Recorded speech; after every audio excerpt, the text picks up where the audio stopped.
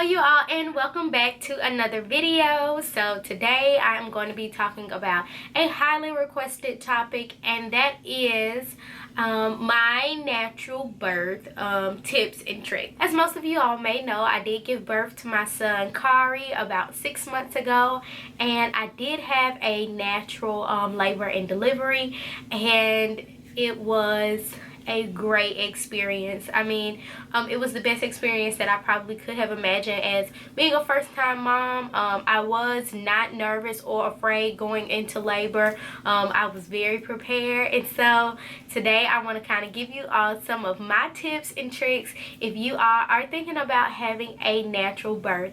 So my first tip is hypnobirthing. I really loved hypnobirthing, and I didn't get into it in real big detail or really in depth into it.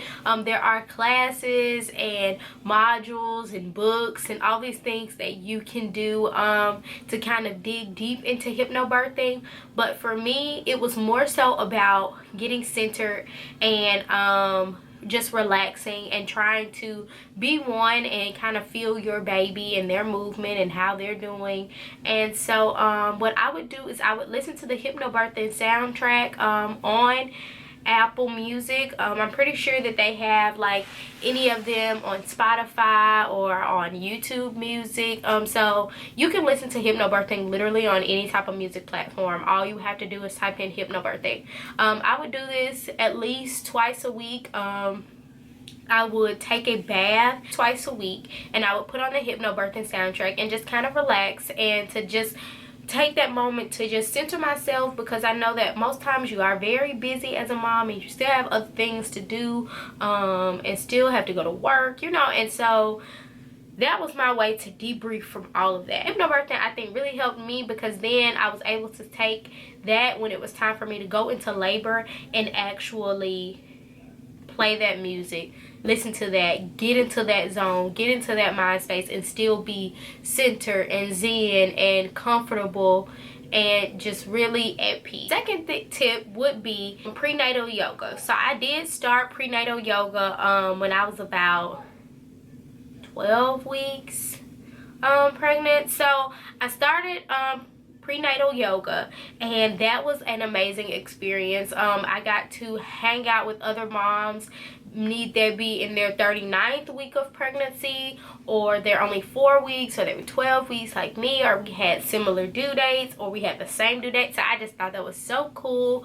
And every week you kind of get to step away again from your daily life for an hour and a half, and just be one with your baby, be centered, focus on the fact that you're about to be a parent. And I feel like that right there allowed me to take that same energy into my labor and as well as into my delivery. Another thing from prenatal yoga that I learned was a lot of the stretches, a lot of the movements to help move the baby down that I would do when it was closer to time. I started to implement those same stretches and movements into my daily routine to kind of make sure the baby was down, make sure the baby was centered in the canal, and all those things. My third tip would be labor prep tea.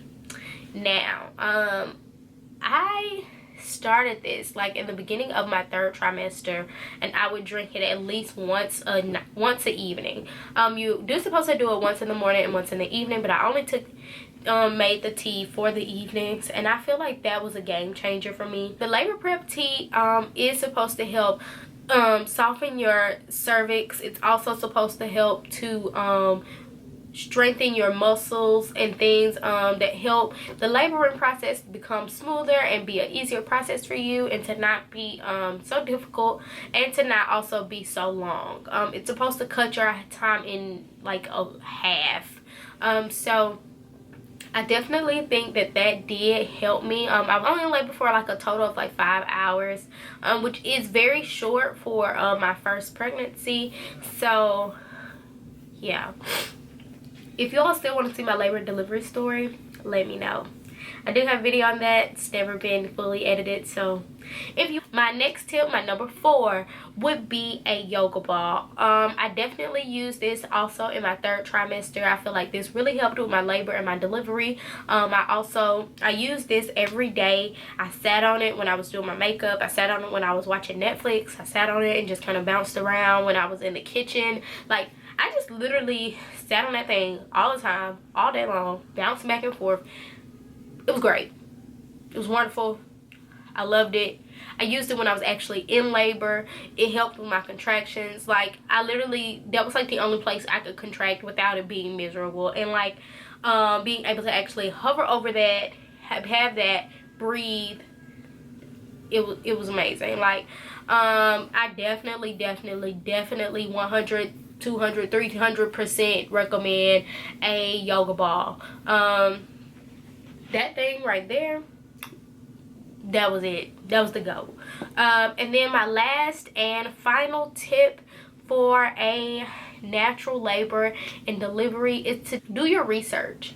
So I did a lot of research going into this. I didn't know that I wanted to do a natural labor and delivery, that I did not want to have any Pitocin. I did not want to have an epidural. I did not want to have a cesarean. I also did not want to be induced. I wanted to do everything and let my body do what it wanted to do, and let my body do what it's naturally made to do. But also, if something happens and you need to not have a natural birth, please do not feel bad if that is the case. So it's all about having a happy, healthy baby at the end of the day. So if by any means I would have to do any of those things, I would have done it for the health of my baby and for the health of myself. But I definitely believe that you can do it if you have the mindset to do so. Please go for it.